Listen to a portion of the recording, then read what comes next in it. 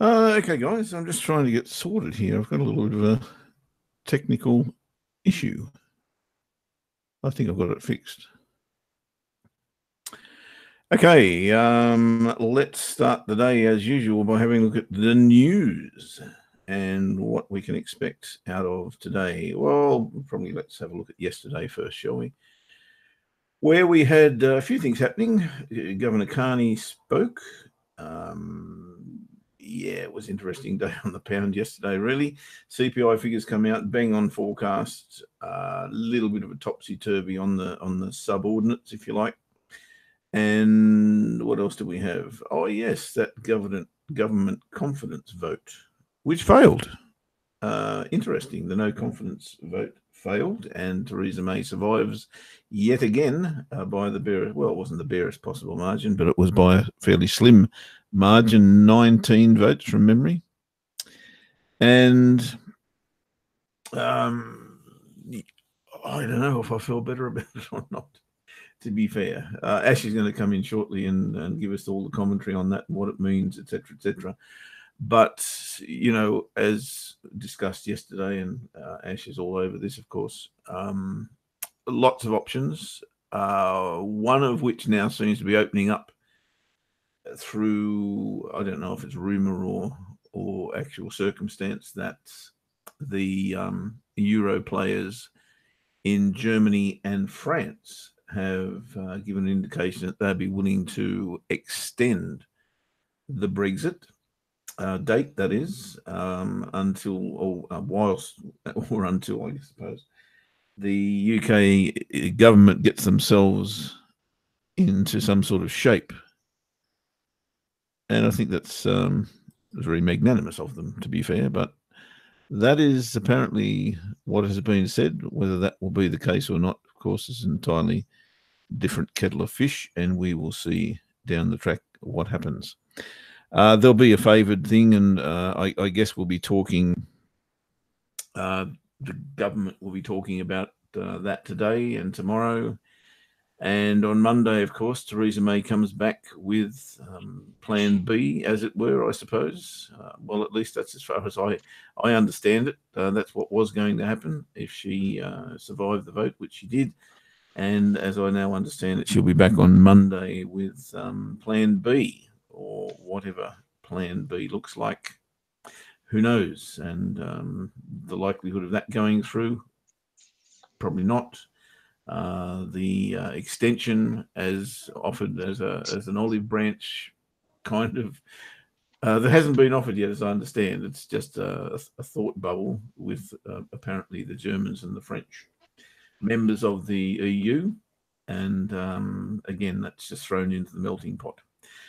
It would be nice one day when we don't have to talk about it, but unfortunately it is the elephant in the room, and there's no getting over it or around it at this point in time.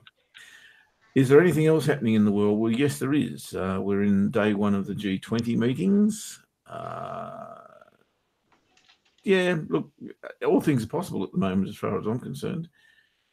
I've kind of got the feeling that between now and Monday, the market's going to be prepared to be a little bit more risk on than it has been. Certainly I'm in that position where I think, okay, we haven't gone anywhere, but the market kind of feels a little bit easier to me. I don't know why. It just does. And I'm keen to trade, actually. Just got to find something. And thus far, nothing today. Bank of Japan's Governor Kuroda will speak as well at 3:20, and really it's a pretty lackluster day down the track for the rest of the day. Tomorrow, I'm not sure I really care, but G20 meetings continue, of course. Retail sales out of Great Britain, and the Canadian CPI month-on-month will be announced. I think it's a pretty lame old end to the week, which is probably not such a bad thing given that we're still uncertain as to where we're headed in Brexit terms, aren't we, Ash? We certainly are, mate. Yeah. Survived again, mate. Yeah, I mean, it wasn't a great shocker yesterday. Actually, I think most people thought she would survive, but the margin that she survived by, I suppose, again, was probably predictable. Her party in the DUP backed her, and that's basically the majority that she's got in the House of Parliament. Is the small majority that she actually won by. But just, and just like the Brexit vote, her rhetoric is, it just goes to show the House has confidence in the government, and it's such a small amount that I'd be thinking it doesn't really, does it? I mean, you kind of want to whitewash something like that or get pretty close to it. So to be able to claim that you've got that the House has got confidence in your government, you'd want a pretty decent majority, I think, with something like that. But yeah, but the kind of the governments around the world, as I said yesterday or the day before, it's very common at the moment where the majority, if there is one, is so slim. It's yes, it's kind of a race to the bottom rather than we're the heroes or we're the real flavour of the month or the year or the decade or whatever it is. It's really a case of, okay, you will trust you guys, but only just. Yeah, absolutely, and that seems to be it seems to be the position right now, is that everything's in balance. I mean, what happens from here is I guess maybe takes us a little bit closer to another referendum. She has gone and said that she's reaching out to the rest of Parliament, but I don't know if you've seen any of the statements. But yesterday she stood on. Well, she stood on the steps of 10 Downing Street, and she said she'd met with some of the leaders from the other parties, but interestingly, Jeremy Corbyn has yet to arrange a meeting, and effectively intimating that he has shut the door on it. And as soon as she'd won her vote of no confidence, Corbyn stood up and said, in fact, as soon as she'd won it, she stood up and said, I want to throw the question to the whole House and meet with other members of other parties and see if we can get through this. Starting tonight, that's so they met straight away after the vote had happened. They were starting to meet straight away, and Corbyn stood up and said, "Unless in the first place, do you think?" Oh, I mean, she should have done that 2.5 years ago. I think a clearer sign for her was when she didn't win a majority in the general election, and that should have been the point she went, right, fine. There's no majority here. That means that I can't go on with my particular position on it because there's no majority for my negotiating stance. So let's throw it open to the whole House then. So she's had 2 opportunities to do it. So she's very late, but that's not the issue. The issue that Corbyn's saying is that unless she takes no deal off the table, then there'll be no discussions whatsoever. Now, that isn't particularly mature on his part. I mean, okay, fair enough that nobody wants no deal, but to be fair, if they come up with a plan, let's say that everybody gets together in this country and they come up with a plan, and they take it back to the EU and the EU say no, then there has to be no deal. That's it's the only logical step is to get to eventually have no deal. Yeah, so he can't. Okay, all right, we'll take the first one. Well, exactly. So no deal has to be on the table to a degree, because it might just be something that we go to by default, but by accident in some regards. So he hasn't really done the best for the Labour Party or the government on that front. Vince Cable, who has been leading the party of the most staunch Remain party in the in Parliament, and all he wants is a second referendum. That's all he's ever called for. He went to meet the Prime Minister. Even though she wouldn't take that off the table, he went to meet her. So, it just goes to show the position that we're in, that that both of the 2 leaders are so stubborn and so married to their position, that to actually kind of get through it, with cross-party agreement, is just going to be so difficult. The whole thing's just going to be so tough, that I just don't know. I don't know how it's going to happen. If I'm honest, I don't know how we get to the point where we can have some sort of agreement where at least Parliament agrees. and then they can take it back to the EU. Wow. So there are problems, mate. There are issues there. Interesting what you're saying about The extension? No, just about trading today. Okay. The extension will happen. Yeah, I mean, if we're sort of like talking about extensions and stuff, the extension will happen. I think that it has to, and I think that the EU probably will allow the extension if there's some part on the UK government to say that they will soften their position, because that's all they're really after now. They just want the UK government just to soften their position a little bit, and if they can get a little bit of softening, then there's no reason for them not to try and extend Article 50. So they'll probably have another 4 months or so to negotiate some sort of deal. Yeah, and it does put things in a again kind of back where we were kind of scenario. Interestingly, that the pound has managed to hold its ground, at least, hasn't it, over these 2 tumultuous days, and I suspect we probably are assuming, the market is probably assuming that that the softer Brexit has the higher likelihood, which it does, because the government's Brexit was soft anyway. But being in a customs union and a single market is even softer. So there is probably a greater probability for that. And if that's not to happen, then maybe there's also an increased probability now of a second referendum. And the final thing, that's more likely than not. Yeah, it does seem it now. It does seem it. The people that have been pushing for it look to me like they may well be winning that argument with a bit more of a convincing majority now. Unfortunately, it's going to come down to Jeremy Corbyn. If Jeremy Corbyn backs the second referendum, then I think we're on for it. But there's only around about 70 Labour MPs that do back this second referendum publicly.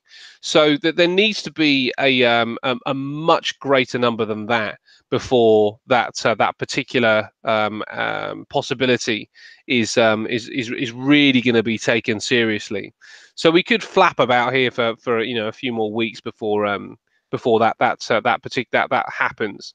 Now, one thing that Vince Cable has said, the guy that was a staunch Remainer, one thing that he said is that Theresa May must break those red lines on the second referendum, on the people's vote, for them to have serious discussions, because he says that it is her way out, because he's basically saying to her, if you have this second people's vote, then at least you can leave your particular deal on the table and you don't have to worry about it. We're not trying to give you a better option. We're just saying leave your option there, and if the people want your option, there you go.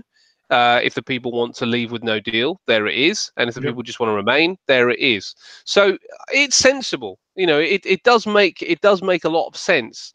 The fact that it flies in the face of democracy, I don't see that argument, because the vote in the first place was too close. The split in Parliament is too close. The majority in Parliament is too close. So the only possible way out is to relieve the pressure by saying, you guys have got to decide again. You guys have to kind of give us something clearer. You have to give us a clear mandate, because so far there's been no clear mandate. And in some respects, maybe the people of the country have actually caused the problem rather than the government itself. Well, the interesting part there, I suppose, is I wonder, had all of these discussions taken place before the vote, would we now be in the position that we currently are and have been for 18 months? And I think the answer to that is no. So it was ill prepared. And I know you can't go back on it. You can't turn the clock back, but the country wasn't prepared to go to that referendum with confidence in any way, shape, or form, or with full knowledge, with eyes wide open. And I think that was the issue from the get-go. But anyway, yes. if we go back there, and you would have to be a brave man to predict that they'll vote Brexit again. Yeah. Do we just go back and say, well, gee, that was fun. We just wasted 2 years of our lives. We won't get that back, but let's get back to tours. Well, isn't it awful? Yeah, isn't that the awful fact of it? Is that if we end up remaining, that we've just had this huge waste of time, and a huge waste of resources, and probably a huge waste of relationship building too. Anyway, Or we we could look at speculate, it. of course. Yeah, we speculate. I mean, we could look at it the other way, that maybe this could end up shaking things up a little bit, and what most people in this country probably want is to remain, but to reform. So maybe that could start that journey. Who knows? It might end up actually being a positive if things do get cleared and we do remain. It might end up actually being to the benefit of the EU and the country. So things could change again. We've just talked. I've just talked myself into going long the pound in a serious manner. Where do I put my stop, Matt? Okay, we're talking about pound dollar. Yep. Yeah. Okay. So my view on the pound is similar, and I'd probably be looking to get in somewhere around about the weekly pivot, I guess. Oh, you read the trade already, eh? Okay. Oh, here's stereo. Well, more. Well, let's have a look at this. FTSE, interestingly, is weakening this morning down to the monthly pivot, which is actually quite a nice place to go long. Let's have a look at these charts then. Let's have a look at the pound in a bit more detail. So, from my point of view, it's set up beautifully for a long. Yeah. Where we are, but do we? I mean, I think we probably still have to wait till Monday. They are coming back on Monday as planned. Is that still happening? Yes. Yep. Yes, okay. That is happening. Yeah. So the next and probably final tumultuous day for a while should be Monday, shouldn't it? Yes. Yeah, it should be. Yeah, it should be. I mean, the Conservative Party called a vote of no confidence last December, and because of the laws of Parliament, if they lose that vote, then the leader that survived gets 2 years without another challenge. But that's not the same if an opposition party puts in the vote of no confidence. So Corbyn could throw this at her again at some point. So we might need to wait, be just on our toes a little bit for that. But yeah, effectively, we'll get these talks done, and then we'll hear something about Monday, what's happening on Monday. I'm trying to think what can go wrong, but let's talk positive, not negative. And yeah, look, I don't think we're in a position yet to be confident about entering the market on the pound, but I'm trying to work out a way to get into this market on Monday Eve or Tuesday, and what will happen. Well, my preference would definitely be that weekly pivot. I really like that spot because when I look at it, I'll show you my chart here.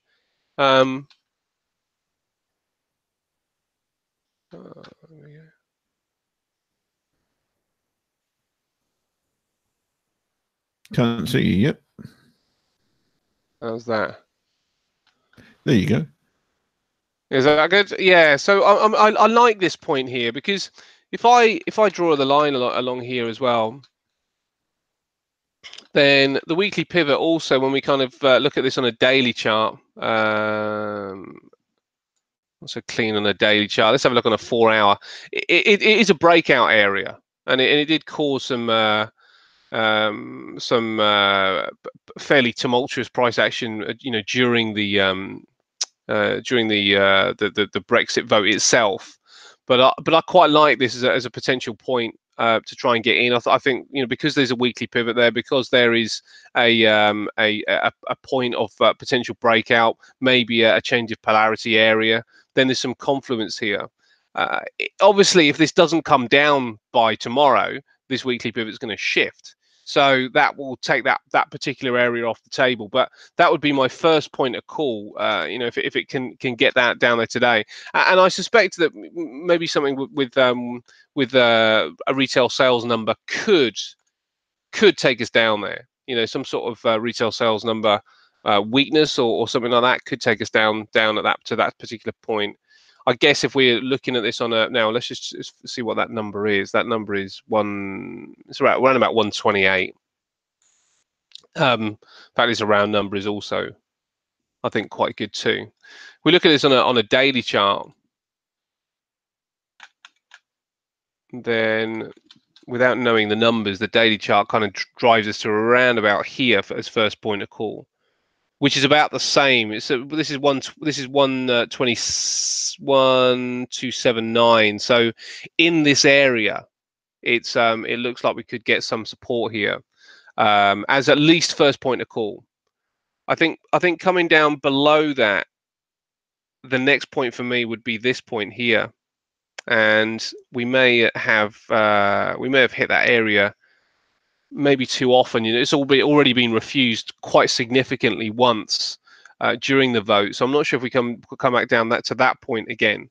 But somewhere I think between 12700 and 12900 would be my preference. And it wouldn't be a bad idea, in my opinion, to enter the market somewhere along here and put stops at the bottom of this bar. Now, I know that means those stops are kind of wide. You know, there's a 140 pip stop, but at least then if it starts to pick up, you're in the market. You know, if it comes down a little bit, and I you know, what 1% of that particular, it's almost like a daily trade instead. But I think it does mean that you could get in the market then, and as things start to go, you could build. I think it wouldn't be a bad strategy to build on the trade with some of the profit that was made as that goes up, if that makes sense. So you do actually sort of like start to make a case for it being a cheap a trade with a tighter stop ultimately, because this first one has kind of got off and running. But I don't really see the pound as a good option unless there's a nice wide stop to start with, because of all the turmoil that's going on. Yeah, it's still high risk, and for that reason, the ATW accounts are still closed on the pound in particular. And, right. And I totally understand that. And I'm of the opinion that I'm pretty close to where you are. I'm just a similar thing. I'm looking for a higher low at the moment. Now, we had one in that big, pardon me, that big doji there, but that was emotive. So I'm not counting that. I need something better than that. And the weekly pivot you've just described, I've actually got my level at 127.87, I think. 127.87. Which is okay. So where I am effectively, yeah. All right, let's have a look at your chart then as well. So that's exactly what I would like to see, but in a totally different, I guess, language or trading language or trading chart. That's my level there. So I'd like to see the weekly pivot test, absolutely. But what I need to see is a meaningful retracement. And what I mean by a meaningful retracement is something other than that. That's a dreadful example of a retracement and a higher low. It is a higher low, no question about that, technically, but it's not the shape of a higher low that I'd like to see. So I'd like to see a nice gradual retracement back to here, then put in a swing and trade out of that swing high. That's exactly how we would like to go. Now, if we get that opportunity on our own accounts and aren't ATW accounts, then fine. I see that that's not such a bad way to go. But ATW accounts, for understandable reasons, because they're highly leveraged, and trading with ATW money, why would you want to be taking all those risks? So I totally get that. And if I do get that opportunity, I think that is the way to go. I'm not sure where the stop has to go, though. I don't know if that's going to be safe enough. I think you've got to take into consideration that if, for instance, you can hang in the game until we say second referendum. I think the minute that's on the table, then the pound is getting very, very close to 140 again. The minute that is said, and if you're not in the game at that time, then you probably won't be able to get in the game. Yeah, do you know what? I think there's another way that it could be played as well, and that is to put those stops where I suggested, which gives room, but have a different area for a potential stop. So try and get some sort of higher low, and have the actual low. So if the market came down to the weekly pivot and then made a higher low off the weekly pivot, the stop, the imaginary stop, would be off the weekly pivot, but actually leaving the stops right at the bottom of that candle. And then if price did come through the weekly pivot, then you've kind of got a lot of time to go, I don't like it anymore, so I'm just going to take it off at pretty much no loss, rather than allowing the market to take you out. I think having a nice wide stop just gives you just that little bit more room to think. Yeah. Okay. Not against it, that's for sure. But as I say, but it's tricky, isn't it? Do you know, I was thinking about this last night. I think, and this the interesting thing really about trading is how you manage the money and how you manage the stop, because actually setups are the one point which you can be maybe a little bit more strict about, that you want to see this and this before you get into the market. But when it comes down to how you manage the money from there on in, I think that it opens up a world of possibilities. Do you go in at a third of 1%? Do you go in at with 3 lots, so you're going to be taking one off at specific points in the market? Do you take half off when you're at break even? Do you take half off at the next point of support or resistance? There's quite a few different takes on how you manage your money. And it kind of occurred to me yesterday that's probably the most important part of whether you end up being successful or not, how you actually manage the trade. Not so much whether you're, because really, when it comes down to it, the skill of trading is not the setup, but the direction.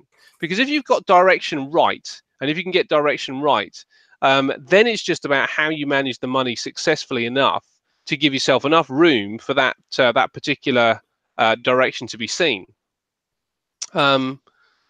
So I think kind of trying to get the ability to know what information that you need to gather to go, it's going in this direction. Like you said earlier, you've got a risk on attitude today.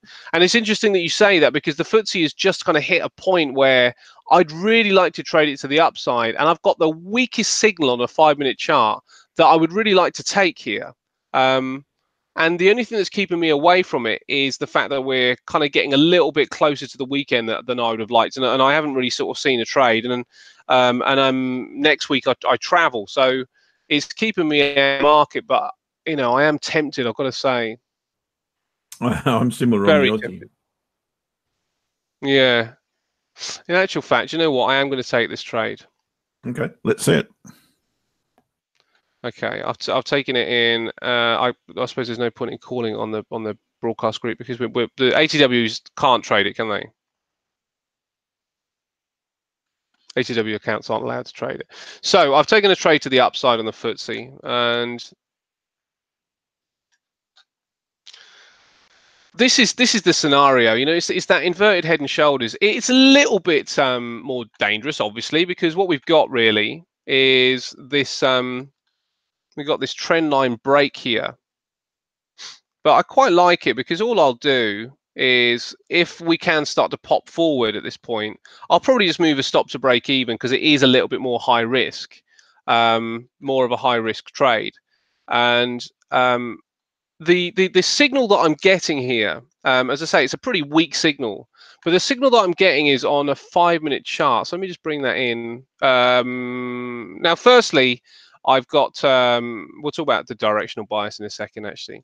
But firstly, what I've got is a monthly pivot. So I've got an area to trade into here. Yep. Now, we look at this on a daily really quickly, just so I can mark off this other area. This is the other area that that it could go long from. So it might dive down here, and then get that inverted head and shoulders at that particular point. I won't be so keen at that time, I don't think. I think I'd like it to actually show some strength from this point, because it is the monthly pivot, and it is obviously a significant area here. Now, the weak signal that I've got is on the 5-minute chart, and it's really the RSI, which is just kind of started to kind of look like we got a higher low here. Now, as I say, that's incredibly weak. It's an incredibly weak signal, but you've kind of got to go on something. There's got to be something to go on if you're going to get in at this particular level, because by the time the longer term time frames are going to kick in here, this would have gone. So the longer term time frames are giving me no clear signal whatsoever. In fact, let me bring them in. I'll bring in an hourly chart here. The hourly chart is oversold, and that's it. That's all I've got. But there's no divergence or anything like that at this particular point. There's just an oversold market down here. And as I say, the only thing I've got to go on is the 5-minute chart. The 15. We bring the 15 in. That's not really showing that that there's any kind of appetite for buying. So I'm literally just buying an area down here. And the reason that I've done that is that the US market hasn't really been too bad. It's been fairly stable, over the last few days, and I think the FTSE has been gradually weakening, really, because of all the bits and pieces that were going on with Brexit. And I think that we would, my stance is, as I say, my directional bias is to try and get one more shot at this trend line here. One more shot of this trend line. That's my directional bias on a technical level. I don't really see that the world has changed that much since the changed a bit. No, so and we were going up. We were sort of moving to the upside when I kind of consider this. We were moving to the upside, and it kind of seemed to refuse, purely off a technical level. And then we had all the Brexit stuff going on, and then we started to drift to the downside. So that's the reason that I've taken the long. I think that the sentiment and the mood in the market before all this stuff happened was actually okay. It was pretty good. So all I really need at this point is to get somewhere around about this daily pivot, and then I can just, I'll literally just go into the weekend with a free trade, and I won't worry about the rest of it, and my target will be up here. That's the plan. Sounds good to me. If you do drift down to the next level, yeah, what happens then? Nothing. Well, so the plan at this point will be, let's bring back the daily chart again. Let's go clean. I think the plan at this point will be, so if I see this lower level, that in itself wouldn't be too much of an issue just yet. But if we do pop down to that point, I'll leave things as they are. If we start to break fairly significantly below that, I'm not that keen on that particular level of price action. But so be it. If we start to break down maybe below 66.94 on the futures, then I will hedge. That'll be the plan. I won't buy again here. I don't like to buy twice when the price is within 30 pips normally. I like to, you know, give it a little bit more room than that, you know, maybe 50. So I wouldn't buy again just there. I just leave things as they are. But fortunately, it doesn't look like I'm going to have that headache. Oh no, looking good. Yeah. So as soon as that gets to a good enough level, as I say, around that daily pivot, then I will. Let me see. Yeah, if it gets up to that daily pivot, then I will just move my stop to break even, and I'll ignore it. And then I'll see what happens. Because really, as I say, my target is much higher. And you want truthfully, maximum gain. What's that, mate? And you want maximum gain. Yeah, well, I'd want the whole thing. I'd want the whole thing, or at least to this point up here. Let me just you know, let me just draw this in one more time.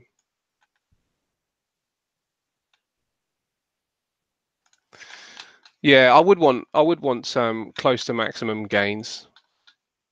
And all I would tend to do with this stuff is put my target in.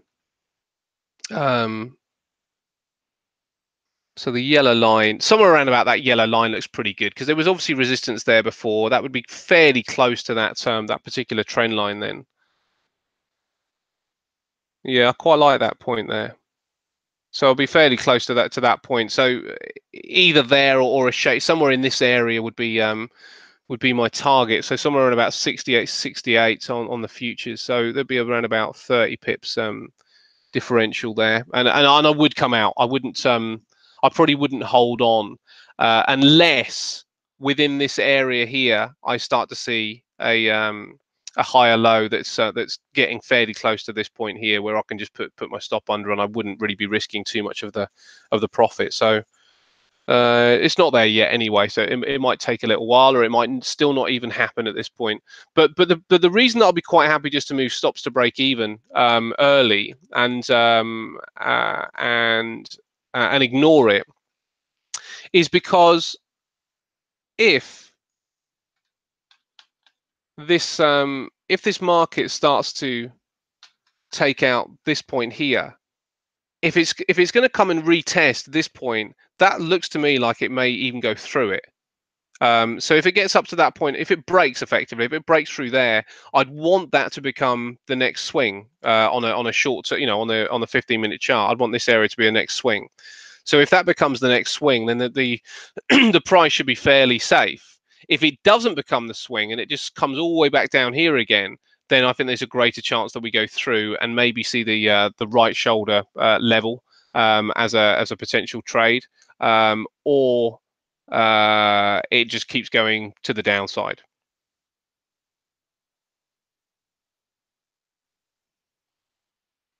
Sorry, I'm talking without my microphone on. Yeah, don't like that at all, but never mind. Okay, so that's pretty clear, mates. We do have an open. We've got a trade. We're in the market and we're in profit at the moment. Should we have a look at some currencies, do you think? Yeah, let's do that. And I have to say, mate, you know, I don't want you to be to feel responsible for this, but if you hadn't said that you felt kind of bullish on the market today and you felt it was a day for trading, I wouldn't have taken that. Well, there we go. We'll see. Let's hope it goes good, and you can buy me a beer. Yeah, it'll be your fault if it goes wrong. Otherwise, I'll have to buy you a tea. Look, the reason I say it is just because of Brexit, really. And you just said it yourself. What's changed? I don't see anything that really has changed. We're still uncertain. I'll give you the screen. I think the haven't I got the screen? Okay. You got it. Yeah, you got it. I think the fear, if you like, is now more tepid than it was hot before. You know, it was bubbling, and I think the fear may have just subsided enough for the market to go back into risk on. And I saw a few things happening until today, until the last few hours, of course. This was the main thing I saw happen, and it was dollar yen. And some people would say, well, hang on, here's the bottom of the triangle. To my mind, that triangle exists off here, and it is an ascending triangle as far as I'm concerned. It's been broken to the high side. Now, what I was looking for was a decent retracement so I could get into the market long here. And, you know, dollar yen has been in terrible trouble because we've been risk off, very much so. And you can see the very big tumble that we've had. I thought this was a very good chance to get a decent retracement on this move. Now, thus far today, the market's saying, well, hang on a minute, you're completely wrong. But that's okay, because to me, this is only going to provide a better opportunity to get in long or a better price as far as I'm concerned. So I like the fact that we've had the break. I don't mind the fact that we're coming back and retracing. In fact, I think that's fine because it gets me further away from this high. And if I'm going to trade long here, I do want to be a fair way from that high. I also see this cycling nicely. Higher highs and higher lows, higher highs, higher lows, higher highs. We're just looking for that higher low again, aren't we? And if it comes down to here and gives it to me, then that's fine. I don't mind. But I'm certainly on the lookout for this rejection bar, if you like. Maybe this is the level. Maybe this is exactly where we do go at the 108.77. And I'm happy with that as well. I don't see it on the 4-hour chart right now. I don't see it on the hourly chart right now, but I'd like to see it on the hourly chart fairly soon, or the 30-minute chart or something. It's too tough to trade that bar that's just been printed long. Won't be doing that. I'm not sure how I'm going to get in here, mates, but I'm quite keen to do so. And I think we're on a trajectory north. I've just got to find a way in. That trend line's a little bit sharp for me. Maybe I've got something coming up through here. Yeah, it looks like I might have to be patient. Find this confluence here of support trend line and recent highs. We're there now, but I just need something to trade off. So really what I'd like to see, I suppose, is this level break, a bit of consolidation underneath, get back above it and retest it.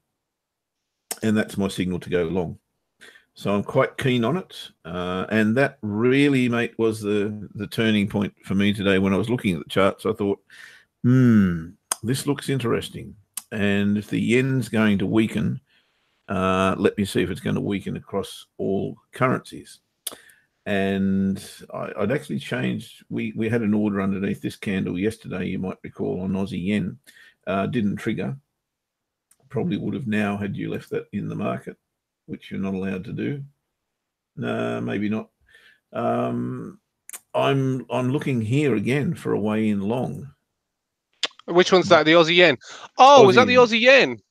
That was the one that we were discussing yesterday with Pedro. Yeah, Pedro might have got something out of that actually. He was on a 15-minute chart, wasn't he? Yeah, we were talking about this. That was nice. Yeah. Do you know what? He's picked out some really good trades, Pedro.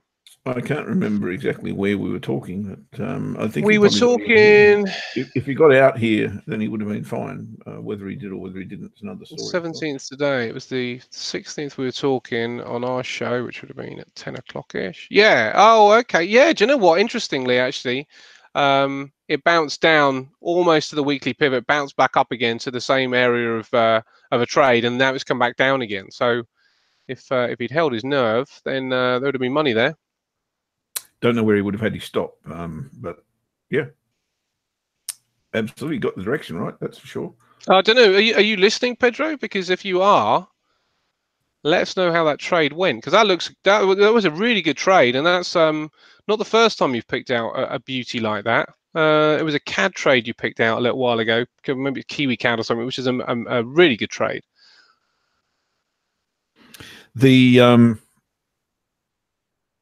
shit for me is that it didn't go far enough, and for Pedro, of course, as well, because I didn't get triggered. Although that's probably a good thing. And you know, going back to the conversation we had not only a few minutes ago, which was about trade management and managing your trade once you're in it, managing your stops, managing all those sorts of nice little intricate maneuvers that you need to do once you are in the market.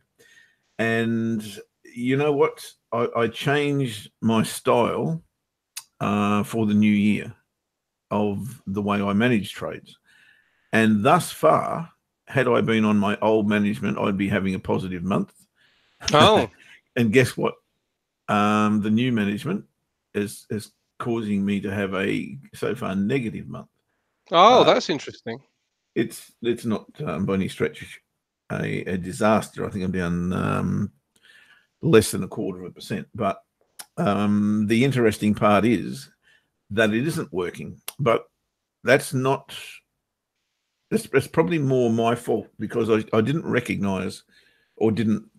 Well, I certainly recognise what the market's doing, but I didn't put that into practice. And when the market's ranging and volatile, as it is, my strategy, my original strategy, works perfectly well.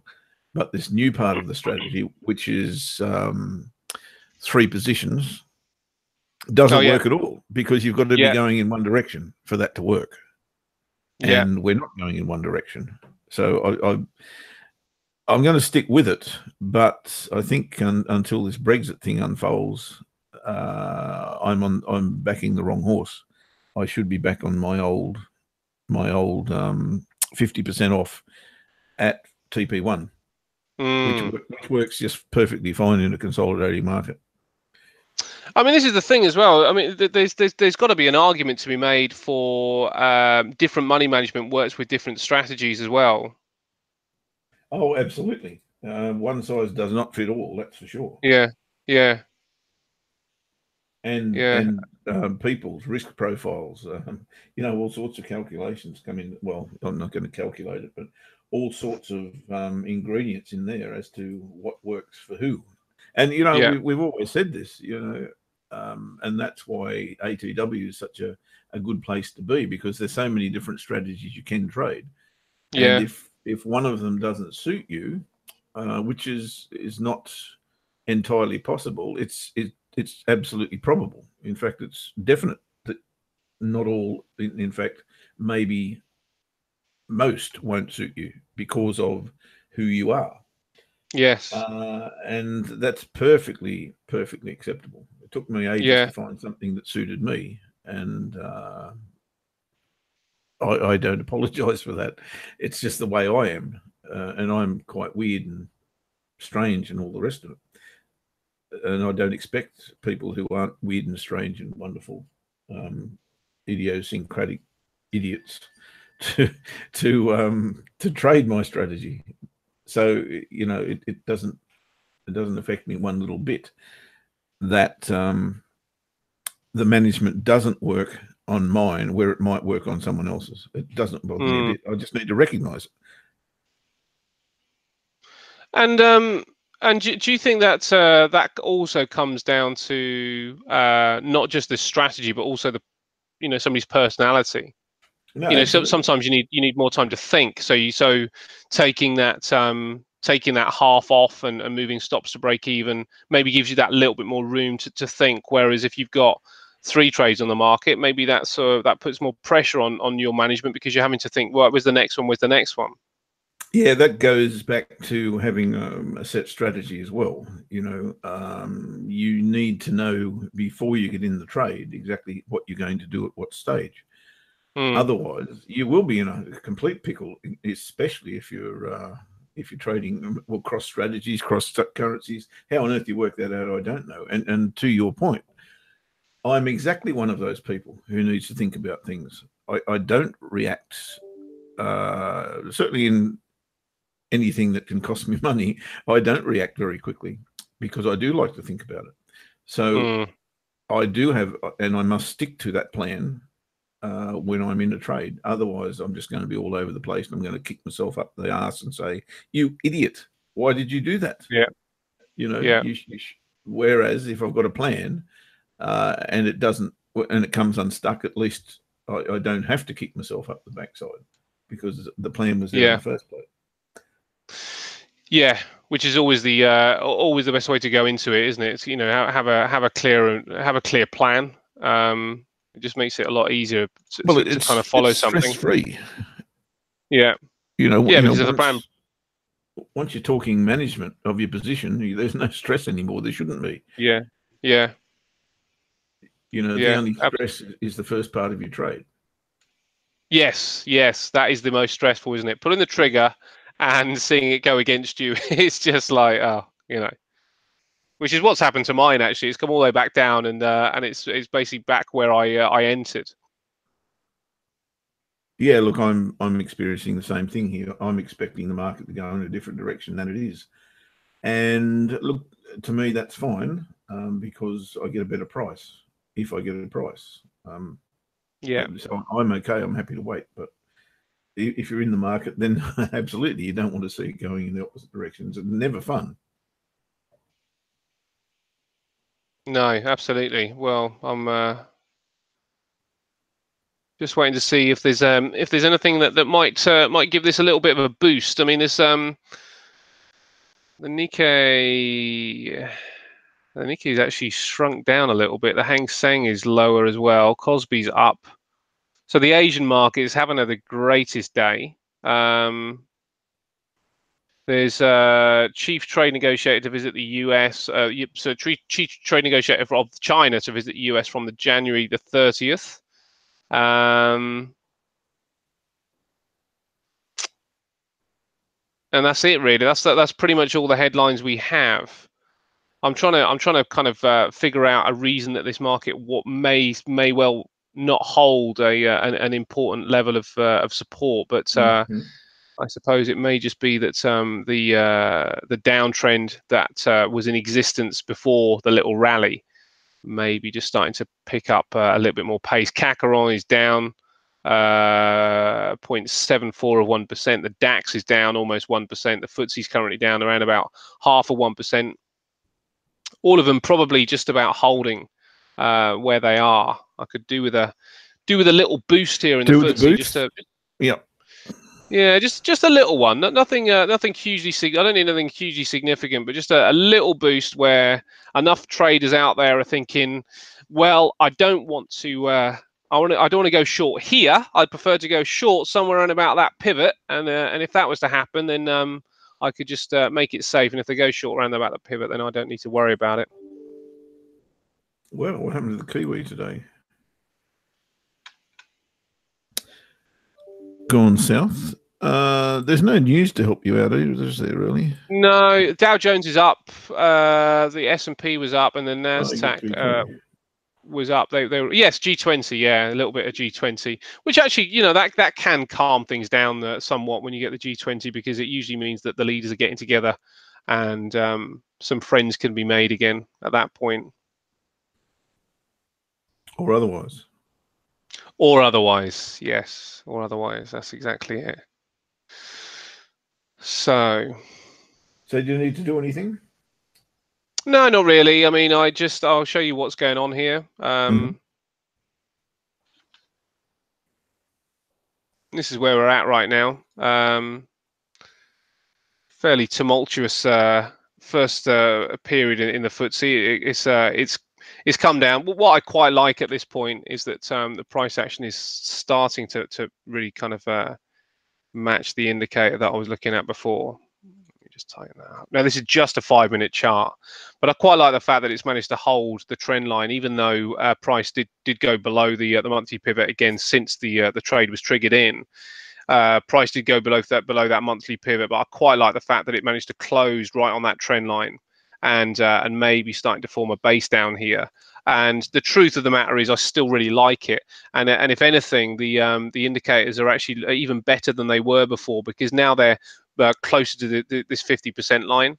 I was kind of looking at the indicator off the back of this little channel here, but what's really happened now is that the channel's broadened out a little bit and started to give me that, which is a much better signal, actually. So indicators look pretty good. Looks like they are forming some sort of bottom down here. Let's just that's literally, again, it's on a 5-minute chart, but that's all I've got right now is a 5-minute chart to go on. The 15, maybe something similar, where it's just kind of like managed to kind of take out a previous, looks like what would be a previous trend. There may be another test of that that particular line on the momentum indicator, or maybe not. I need to see them both above 50%. That's going to make me feel a lot more comfortable if I can if the indicators get above 50%, because that starts to, and it's just getting there now, that starts to indicate that the trend is starting to move to the upside. A little bit like using the ADX. I don't know if you've ever seen that indicator, but the ADX is based on a line which indicates whether a market is trending or not trending, and if it's higher than the, I think, 30% line or something, then it means it's trending to the upside, or if it's green, sorry, it's trending to the upside. If it's red, it's trending to the downside. It's something like that. I haven't used it for a while, but that's one thing about this RSI. It can be used in such a lot of ways, and one way it can be used, which I'm next looking for it to kick into, is to hold above 50%. To be above this 50%, to be kind of like moving between the 70 here and the 50, which would suggest that we're in an uptrend. Yeah, look, when I see those lines on the chart, I think, well, it's someone's heart rate. That's what I think they are. Yeah. I Well, it is. It's mine when I've just got it. That's exactly right. That's what I mean. Yeah. Yeah. Well, it is. Probably, I mean, it's probably closely related to yeah. But they're really good. It's a really good indicator, because if you look at this area here, that is kind of that's moving to the downside, and it just so happens that's the RSI starts moving to under 50%, and it's moving down. Little false signal there.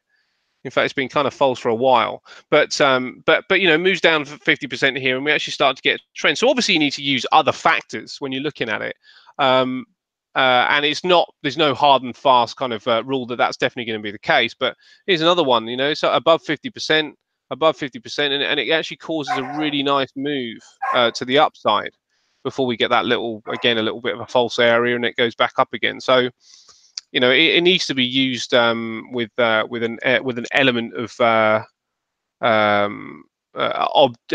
subjectivity, to it, and sometimes you have to kind of.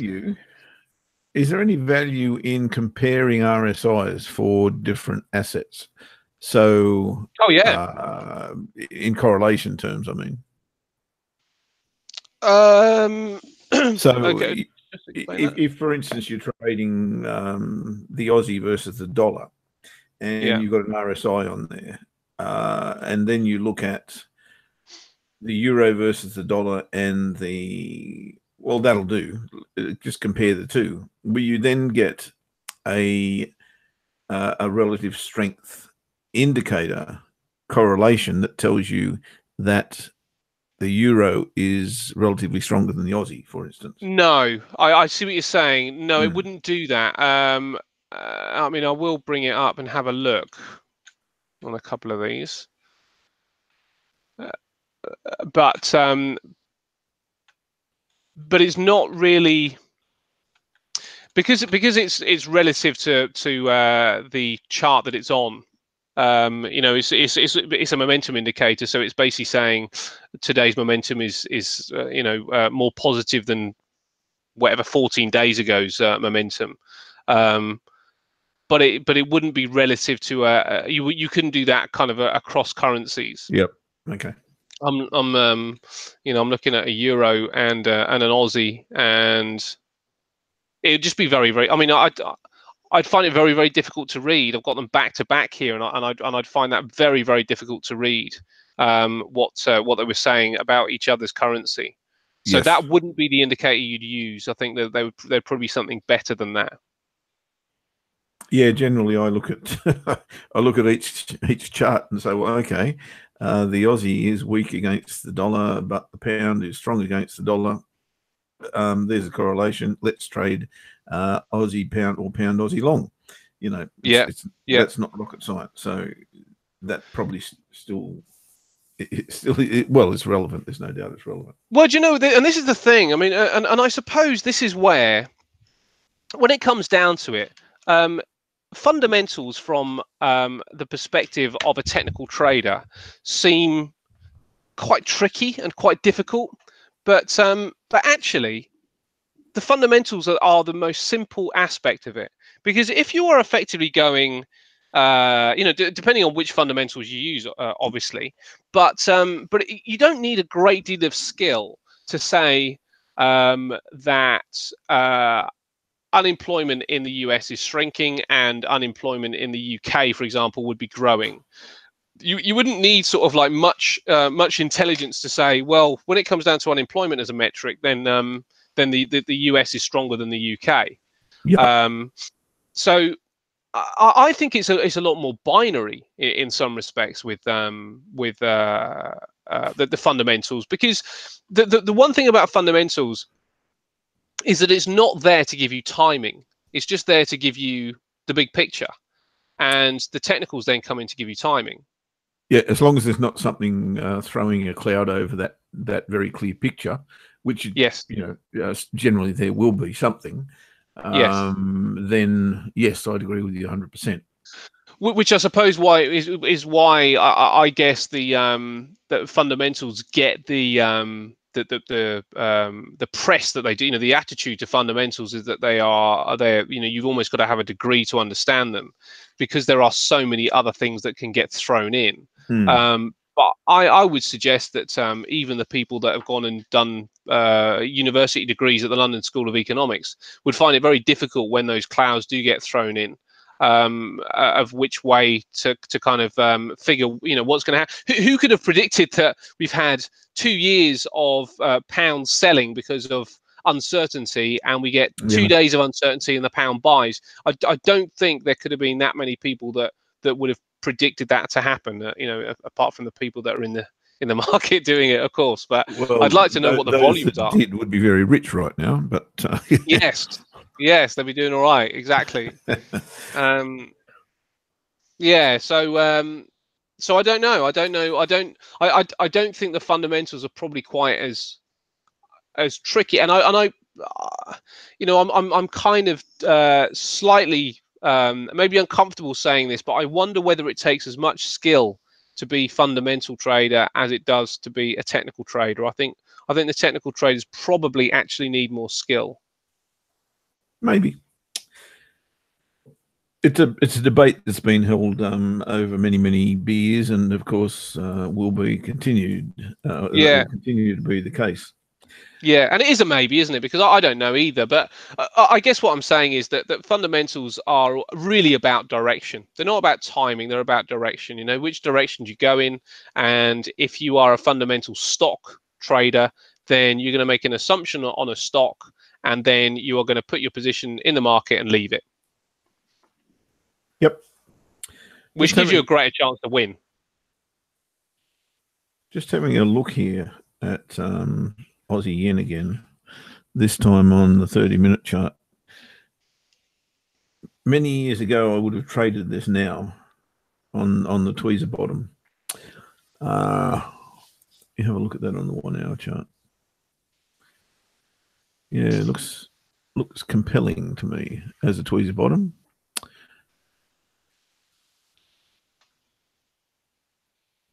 As a slingshot trader, what I do is wait for it to come back above and then retest.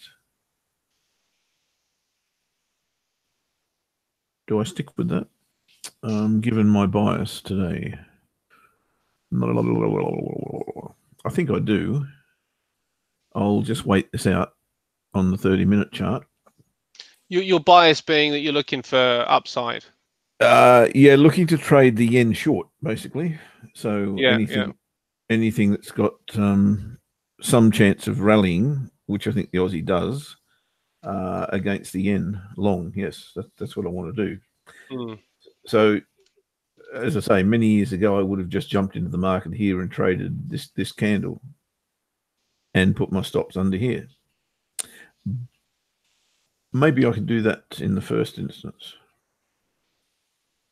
Maybe I could. I'm just having a little bit of a fiddle here, mate. Yeah, have a fiddle. 15 plays 24. That level there concerns me a little bit. Yeah, it does concern me for good reason. No, okay, I've talked myself out of that one. I'll wait till that level breaks and is retested as I would as a slingshot trader. So relax, mate. I'm not going to take the trade, but as I say, many years ago, I would have just jumped on that without even thinking. But I will wait. If we get above here and retest, then I'll go. Pedro just let us know about his trade, actually. Oh, yeah. How'd he go? Yeah. So the stop was at the last high or double top. It went down to the daily pivot. Where were we? Here? Ended here somewhere? So Pedro, because we were saying the weekly pivot was the place to take profit, right? Yep. So what about the daily pivot? Oh no, I'll tell you what it was. We were saying we wanted a break, didn't we? We wanted a break and a back test of the daily pivot. Went down to the daily pivot and trend line we both had drawn. Confluence to take profit there. That was the entry, as far as I remember. I can't remember where he was looking at entering. I was saying I can't go long here, and I had a short in the market underneath this candle. Yeah, we were both looking at a short. This is what I remember. I'll bring it in. I'm sorry, mate. Are you still thinking about your trade? No. I've ruled it out. I'm going to wait. Okay. I'll wait until we get back in here. Okay. So what I remember is which one was the yen?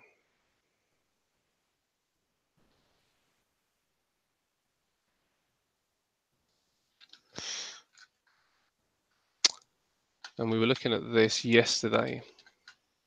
So the 16th. And it was sometime around here because that was when the show had started. And I remember us saying that we wanted to see probably a break of this line, a break and a back test, and to try and get the profits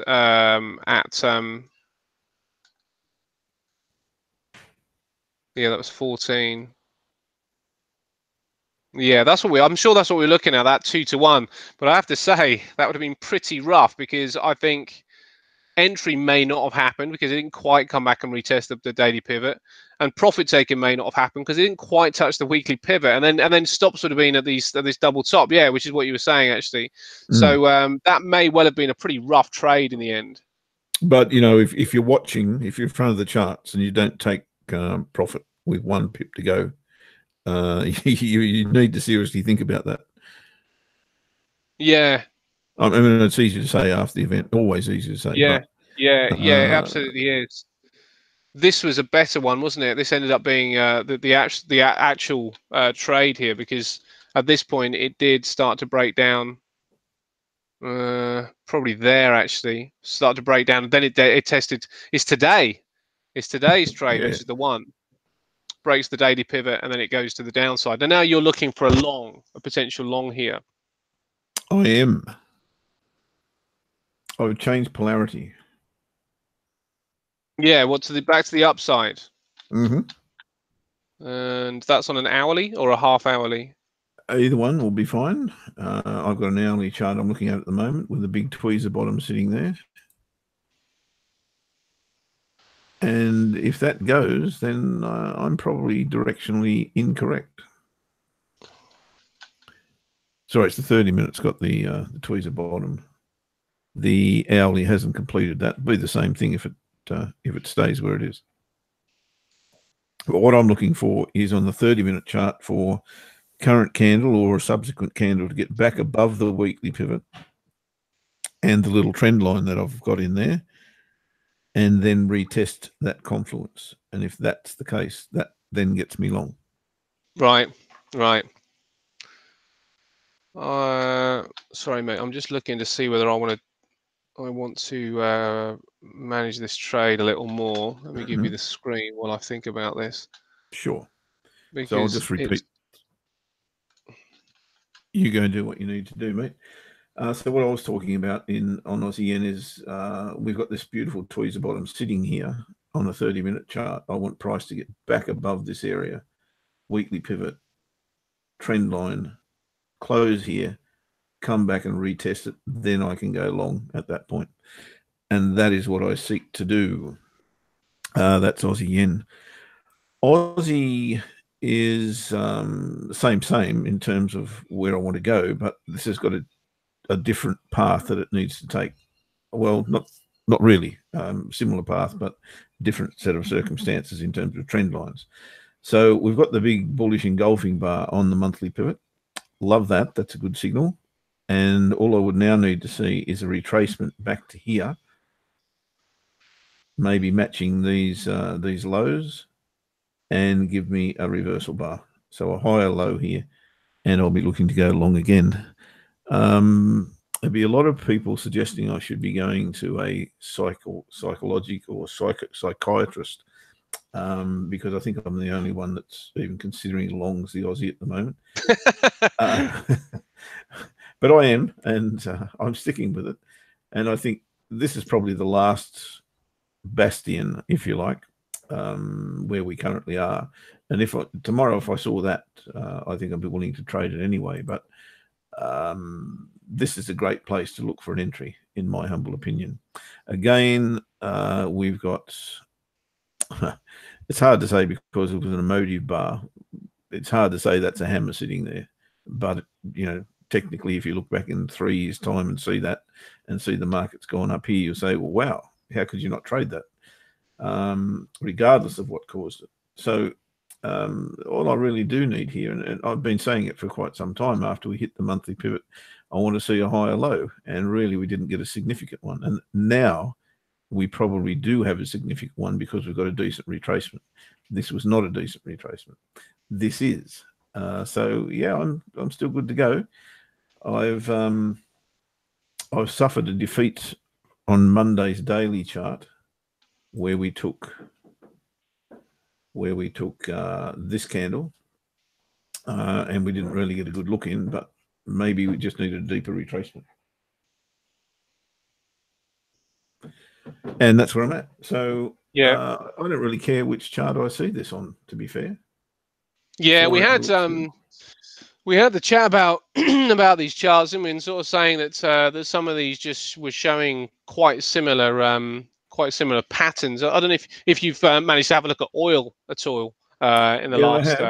I've had a squeeze, and the reason I've had a squeeze, this is exact same setup that I had on the Aussie on Monday, and it goes against my grain to trade long here because I'm trading straight into resistance, as I was on the Aussie, but I was on the daily chart, and I thought the intraday resistance wasn't going to be that strong to knock me out of business. But the market just sat around for 3 days and then took me out. This is a slingshot setup, right? Trading this candle here, but I just can't trade into these highs, and I may live to regret that as this takes off and goes kabang. But I can't. So really, I think I'd rather see a trade to the downside in oil, as a deeper retracement. Again, playing what I've just said on the Aussie, where if I go back there on the daily chart, we had a retracement, but only to the weekly pivot.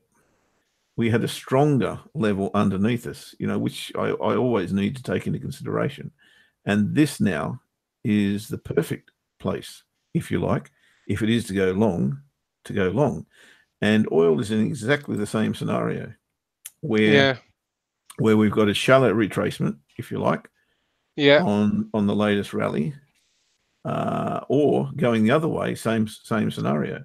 We've got a big monthly pivot sitting down here, or we've even got a weekly pivot sitting down here. So if you're thinking long, he's not the entry for me. You know, he may be and definitely here. So I'm not convinced that long is yet the way to go. And maybe there's a little falsy coming up to trade it short down to here, in extension down to here. Maybe I wonder if that's the where I'm looking. G20 may clear some of this. Some of this out. Fascinating, actually. The other day, what Julian was saying about the some of the production costs of some of this stuff as well. I wish I'd written down what he'd said now, or asked him where he got the information from, because it was really interesting, wasn't it? You know, the production of oil and coffee and gold. Obviously, he's discussed that a few times in the past. Mate, the resources that he has at his fingertips must be incredible. Yeah, Because you know he's all over a lot of different markets. The energy yeah, market he's got because that's his thing, that's his yes, job, that's what he does. yes, yes. He's all over that. Well, actually, it was quite funny because I asked him the price of. I didn't ask him the price. I said, "Where's coal headed?" Yeah. And he was able to just go, "Oh yeah, bang, bang, bang. The price of Newcastle coal today was X, Y, Z." And that's given me, as I said at the time, you know, with coal on the rise because of demand Yeah. from India, and as I said at the time, I was told about 3 years ago when coal was in a slump, that and the world saying, you know, no coal, no coal, we want wind, we want solar, we want alternative energy. It would have been very, very easy to write coal off. Yeah. But I do know some people in the industry, and we're having a conversation on the golf course actually. And my mate, I was talking to him. I said, "How's things looking?" He's in a big coal conglomerate, and he said, "Look, it's bumpy at the moment, but as soon as India hits their straps, the demand from India will make the demand from China look like child's play." Oh, really? And the demand from China over the last, 10, 15 years, obviously with their industrial and economic growth, was amazing. And, you know, Australia enjoyed not only parity with the US dollar, it got to 110, believe it or not, on the back of that, really. Well, in my opinion, on the back of that, it wasn't so much all to do with coal, but certainly coal had a big effect on that and the demand out of China. So when I heard that, I just locked that in and thought, well, okay, when India does hit their straps and the demand does increase, then I can't see the Aussie faltering as many people saying it will because of that. And, you know, I come from the Hunter Valley, which is the biggest, or it's the biggest export port in the world for coal. And you heard Julian on Tuesday give me the Newcastle price, and that's why he could give me the Newcastle price, because that's where most of the coal comes from. So I, when I was living there, was watching the capacity to handle coal not only double, not only triple, but quadruple in my home port, which is Newcastle. And that the reasoning for that was they knew what was coming with India. Now that hasn't hit yet. So, you know, that's kind of why I'm bucking the trend here, where everyone's saying, okay, the Aussie's going to shit or going to hell in a handbasket. I don't subscribe to that theory. I see. So you're actually making the link between the Aussie and coal. So, yeah, you know, coal. Absolutely. Right. But why coal specifically? I mean, that's not the only commodity, is it? No, it's not. But we've got shitloads of it. Right. And we export shitloads of it. Right. And, I mean, and what percentage of the market does coal account for Australia? Oh no, you'd have to ask Julian that one. I can't answer that. Right. I'll research it for you. Yeah, because I would have thought, you know, if it only makes up 2% or something, would it have that much significance? It probably does at the moment. Look a little low, but that's set to change, and that's what I'm saying. Interesting. That will change, and it should drag, at least keep the Aussie afloat, if not better than that. Yeah. In my opinion. But we'll see. But Yeah, I'll do a little research on it. yeah, that'd be fascinating stuff, mate. I have chosen to move stops to break even here. Not because, well, a few reasons, I suppose. I'm losing a little bit of faith in it picking up It's before not that looking retail. particularly strong. It's not keen to go, is it? It's not, and we just put in a reversal bar as well on the 5 minute chart. So this is the 5 minute chart, another reversal bar here. It takes out this low. It's probably going to go lower. So I've moved my stops just above entry, actually, very very slightly above entry. So I make 3p out of it or something like that. But I just So you can't even buy me a beer out of that bugger. No, but you know what I quite like is that I'll give myself a chance. There's a chance that this makes money. There's a chance that it comes down, takes me out, and makes money. No big deal. I've managed to get into the market today on a looks like a still a day which is fairly indecisive, or certainly the first hour is fairly indecisive. And it may be retail sales. It may be that it comes down here, and I've still got an appetite to go long. But there's a chance that it could take me out and still go. But we have had a couple of tests down here, and it's held fairly well. And it didn't quite touch that lower line. So if it's to come down and touch this lower line, then it may well come a little bit further down, which means that either I get a better price, or I decide this isn't for me, or it comes right down to that previous area that we discussed before around this lower line, this right shoulder down here.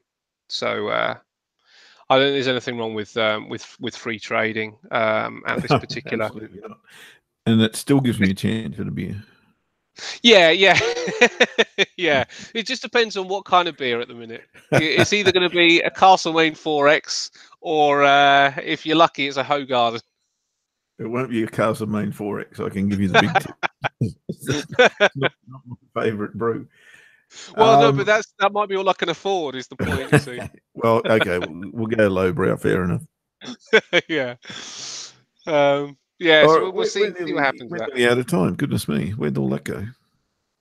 Yeah. Well, still things to talk about, I suppose, with Brexit and all that kind of thing. So you're set like jelly. You don't need to do anything now. No, I don't need to You're do anything. No, I'm fairly comfortable here. The market is attempting again to try and get above this level, but failing. And is it going to get up there by the top of the hour? Possibly. I mean, interestingly, this is probably the time that I'm probably more likely to see which direction this is going to go in, because we are closing up to the top of the hour. So we're either going to get a negative bar, end up getting a negative looking bar here, or a holding bar, or a positive bar. And the last few 5 minute periods aren't really the picture. This is more the picture. And there's no reason at all that we couldn't actually end up breaking this high in the next 7 or 8 minutes, which would be great. I mean, I've set a target. Then I'm off to the races. The target is around about 100 pips higher, so it could be a really nice trade. That's bottle of Scotch territory up there. Yeah, well, absolutely, and a high grade bottle of Scotch as well. Beauty. Yeah, we are looking for it. I mean, especially because we've got stops at break even now. Oh, so yeah, I'm under no pressure. Yeah. I'm on a bottle of Scotch to nothing. Perfect. See what's yeah. So this is the reason I've gone for that particular target.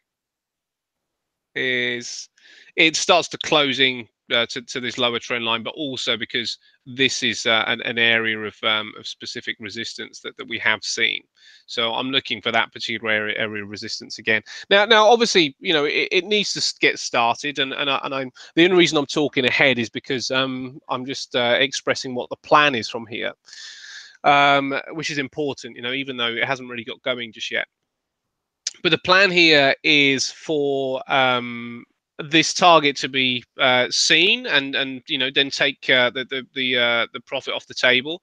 If it isn't that target, and what happens is that we do still get the price action that I'm after, and we start floating here to the upside. And we start floating here to the upside, then I will look for evidence that the trend is starting to weaken. And if the trend starts to weaken by this is on an hourly chart, but if this is on same sort of thing, if it's on a 15, probably I would go for. If it's on a 15-minute chart, I see something which creates some sort of lower high before we get up to this area, then I'll just take profit. Because we are in a downtrend. So I'm not married to this particular level and this particular target. I'd like to see it, but I'm not married to it. I'm not particularly worried if we don't see it. So right now the trade is safe. As soon as we get up to these points here, then that is going to be all areas. In fact, as soon as we get up to this daily pivot, that's going to be the first area that I'll consider maybe closing the trade altogether. It'll be a very light consideration, and it will depend on what's going on with these longer term time frames at that particular point. Because it could just be a little dip, and then there we go. It's nicely picking up now as well. It could be a little dip, and then we start to create another low, maybe another inverted head and shoulders. So really, the serious consideration of taking a profit is going to be the weekly pivot, and then obviously my ultimate line up there. So we've got 4 minutes effectively, mate, for this market to hold now above this level. Happy days. Looks pretty good. It's going to do it. Looks pretty good. So yeah, so we've done pretty well, I think. Good Taking stuff, a trade. mate. Yeah. Yep. That's you sorted. Let's see if I can get sorted for the rest of the day as well. Okay, there's that tweezer bottom doing its job on Aussie yen. I think this is the one I'll really concentrate on, is Aussie yen, and the reason for it I'll give you in just a tick. But what has to happen is this candle in 2 minutes and 33 seconds from now, or 30 seconds from now, has to be at least above, has to close at least above the pivot, the weekly pivot, and the trend line. You can forget about that line. That's not important. That was merely showing that level through here, and it's been broken. So I'm happy with that. I'd prefer it to close, this candle to close as a bull bar, as a dead set close on the high. That would be great. And if that were the case, the very next bar, if it were to retest this confluence area, would be the bar to trade. So I'm sticking with that. I do not want this candle to close just above this line. I'd rather see it close below the line and wait for another bull bar. But I'd really like to see this close at its high. That would be awesome. And that's Aussie yen. The other thing, which is very, very tempting, I must admit, is this Aussie dollar on the 4-hour chart. Now, there is a problem, and the problem is these two pivots sitting very, very close together, and in particular the daily pivot being only about 14 odd pips away. There is a way to deal with this, and I probably will do that if in an hour's time this candle looks exactly like it does now. And what I will do is I'll place an entry above the candle. I'll put my stop loss probably there-ish, 71.33. Gives me about 30 pips of stop. Of risk. And I'll be okay with that. But it's essential that we take profit at around about 13 pip mark. Okay, so the stop's a little bit wider than normal, around about the 30 pip mark. Entry here and take profit 1 just before the daily pivot. Get rid of take profit 2. And how much have we got at this level? 53 versus 30. Yeah. La, la, la, la, la.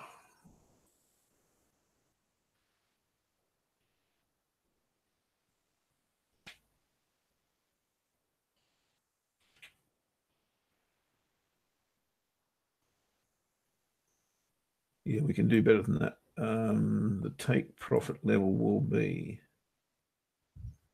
73.27. So target will be about 160 pips. Okay. So entry above, stop loss 30 pips below. 30 pips from the top of the bar. Take profit 1 before the daily pivot. Get 50% off the table quickly, and then just let it go. That 300 and odd pips. That should be a good reward if we can actually manage to take it. That would be awesome. And Aussie yen, perfect. That's exactly what I wanted to see. Now I want to see a bear bar come back and retest this confluence area. And if that's the case, enter long there, stops underneath the weekly pivot. Happy days. Nice. That does look good, doesn't it? Yeah, I get it, mate. I get it. Now, what we could have done, of course, is traded the tweezer bottom straight away. But we'll talk about that another time. We already spoken about it. I just can't do it. I maybe need to find a way to get in at that point with a small amount, then double up when I get the perfect setup. Yeah, and again, that's down to a money management thing, isn't it? But yes, it is, and it's tricky because this is all about your own appetite, and if it's just not your game, and if it's going to make you uncomfortable, then why would you trade that way, knowing that what you do is successful? Yeah, and far safer. That's far safer. Yeah, and again, it does go back exactly to what we were talking about. It's all about your comfort level. Yeah, yeah. Well, let's wrap it up, mate. The FTSE didn't make it. It's this is what ended up happening on the FTSE. It's just putting this another weakened bar on the 5-minute chart. So it didn't manage to remain above the level. What I quite like at the minute, though, is that we do actually have a 4-hour bar, which looks like a holding bar. So stops in the right place, and it's definitely the right strategy just to leave this now that things are free. There's no reason to do anything else. It does suggest that the market may be carving out a bottom, but there's every chance it could take me out and still carve the bottom out, which, as I said before, I'm absolutely fine with. It's cost me nothing. It was a few minutes work, and hopefully we will be able to stay in the trade, and it does actually start to go. Still in the game. Yeah, we're still in the game, which is important. For free. Yeah, what could be better than that? Not a lot. Only a big bottle of scotch. Which is on the way to you if we get to these targets. Happy days. All right, mate. Have a great weekend. And go the FTSE, go the Aussie, and go the tinkling into the accounts. That'd be nice. Great stuff, mate. All right. Well, I'll speak to you on Monday morning.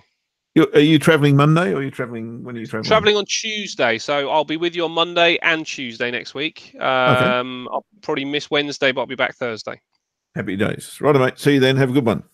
Great stuff. Thanks, buddy. Speak soon. See you later, guys. Bye, everyone.